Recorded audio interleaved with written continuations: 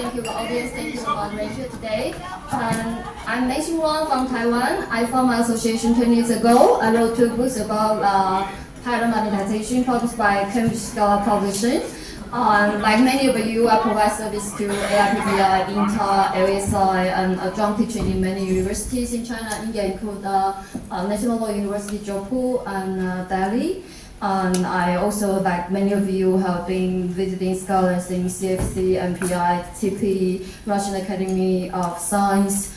Before I became a full-time professor, I worked for AstraZeneca, Merck Sharp and Takeda in marketing, regulatory, clinical, and research development department. And I also have been a consultant of Korean government IP fund intellectual discovery. They helped me to build a skill today to moderate the section. Today, my esteemed colleagues, they will demonstrate the real case study how to develop protected IP measure and conduct due diligence for IPO, building out IP portfolio assessment process and perform IP evaluation for merger and acquisition. Nevertheless, my esteemed colleagues will also elaborate how to cultivate innovation strategic partnership and leverage IP strategy into business plan. So before handing the floor to my esteemed colleagues, allow me to address the importance why we are here today, because just the first week of January, Roche already signed 3 deals, 2 deals, 2 billion deals with MoMA for knowledge base to detect the new drug after the cancer cell growth and survival, and another 1 billion deal with China-based Madhuri Therapeutics, and also another 1 billion with Remix Therapeutics to create the general small molecular therapeutics. Not only Roche have rushed in the merger acquisition, Bristol Myers Squibb also struck a 4.1 billion deal with Base Bio for cancer therapies. AstraZeneca Inc. 1.2 billion for China-based cell therapeutic companies.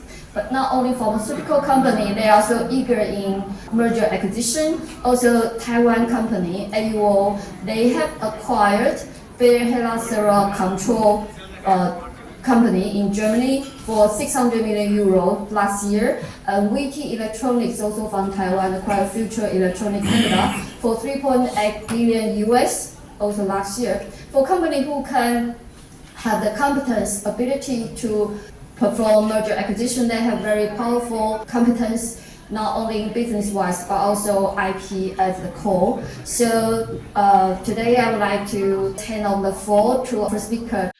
Our next speaker is Dr. Madhuri. She's a partner of Cooley LLP. Dr. Roy focused her practice in developing and implementing comprehensive patent portfolio strategies for companies in the biopharma space. And this work includes strategic patent counseling, patent preparation and prosecution, and intellectual property due diligence. Many also advise on investor side and company side due diligence, freedom to operate, reviews, patentability analysis, and pre-litigation work involve questions of validity and non-infringement. Many broad decades of integrated biotechnology experiences to her practice. She has industry experience in mid-sized and large biotech companies in the area of discovery, target validation, screening, and in vivo pharmacology. She has also conducted academic research in the molecular and cellular aspect of neurodegenerative and neuropsychiatric disease. She has also numerous scientific publications. Many received her PhD in neurobiology from Stanford University. The floor is yours. Please kindly proceed. So I probably have another 25 slides, but I will race through them, happy to share them. I think it's a good segue after my colleague from Fish who just spoke, because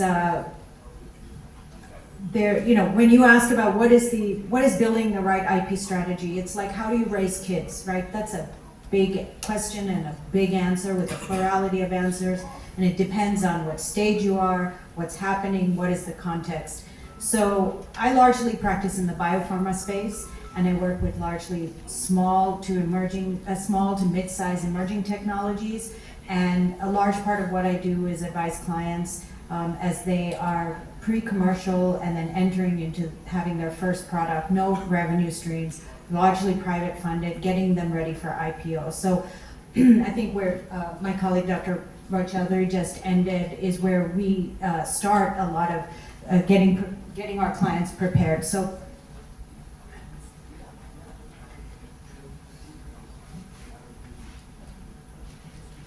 I'm going to hit the bullets so we can have a good Q&A, and happy to talk about your enablement questions because we're swimming in that cesspool every day, and it's challenging.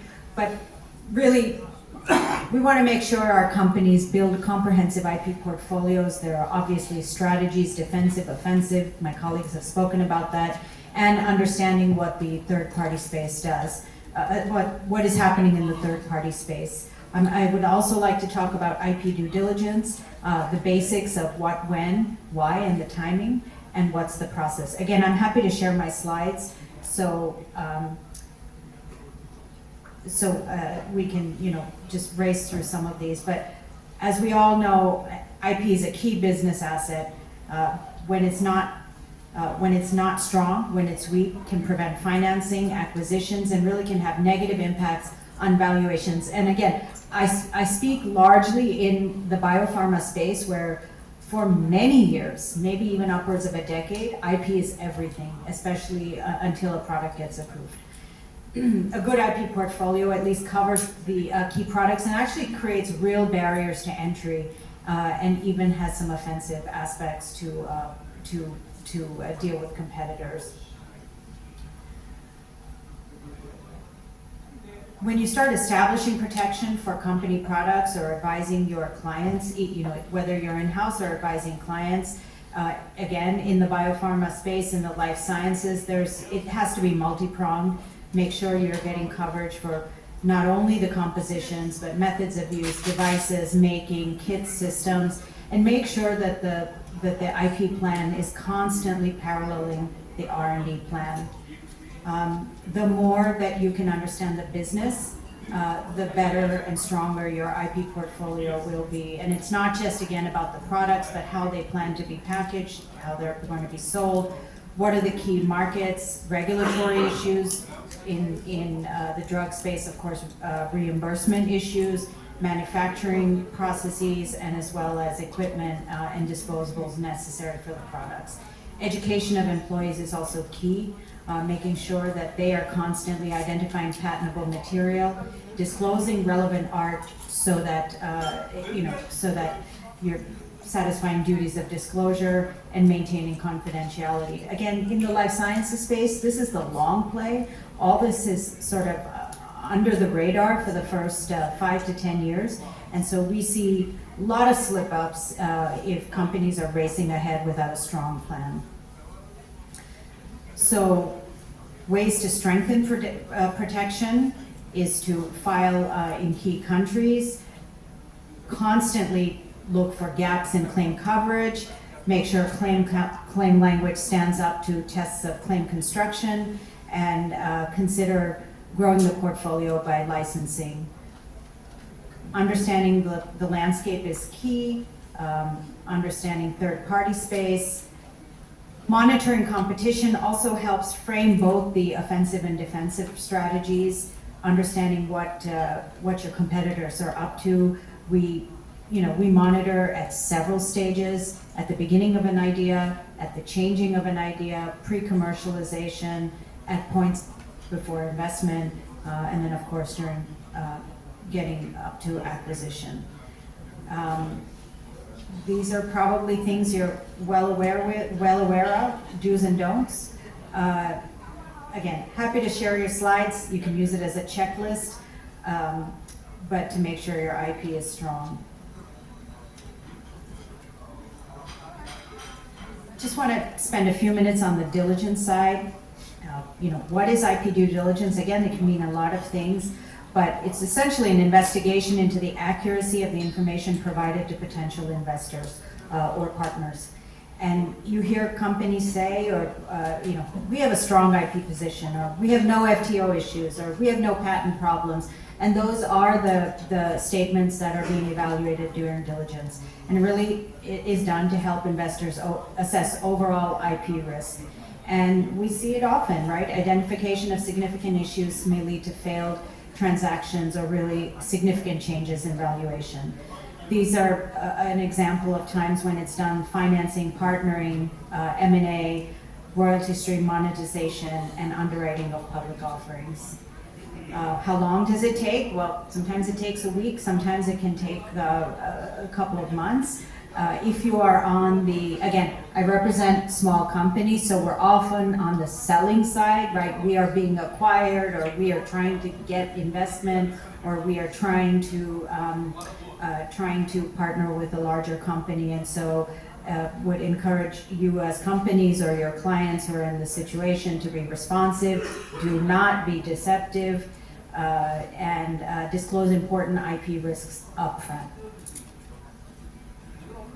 What are investors looking for? They're looking at, of course it depends on the stage, but they're looking at the strength of the patent portfolio, the risk that your lead product or lead processes will be infringing third-party patents, looking at ownership and inventorship issues, and any important partnering issues. Looking at the strength involves obviously looking at file histories, looking at what's happened in the granted patents, and what's happening in the pending applications, and what the likelihood is as to what will happen in the pending applications. Freedom to operate, obviously, I think of it as, and many of you probably have heard this, not to be cliche, but it's really a three-legged stool, right? One leg is your patent portfolio, what you have, what you license. A second leg is third-party space. Are you infringing or potentially infringing any patents? And the third leg is ownership and other issues, and all three legs need to be equally strong. But on one of those legs, which often is a quick and dirty way to assess the risk from an investor perspective, is there a risk of third-party infringement? And that's something that is just better to not bury your head in the sand. And companies will often say, we have no FTO issues. Okay, how do you know that? Well, we haven't done any searches. We haven't been sued, so we don't have any issues. And that's not quite the way it works. And so we would encourage your companies, your clients or US companies, prior to going into any sort of deal or funding, to do some amount of searching, keep track of it, and if problematic patents are identified, further analyze. Again, that third leg of the stool, as I mentioned, with respect to ownership, again, in fields and domains where IP is everything for long periods of time, this becomes particularly important, and reviewing assignments and licenses and relationships, and especially consultant relationships and university relationships, to ensure that the company owns what it says it owns. Key areas we just talked about, how to prepare, start preparing, not the week before, but significantly before, to the extent it's possible.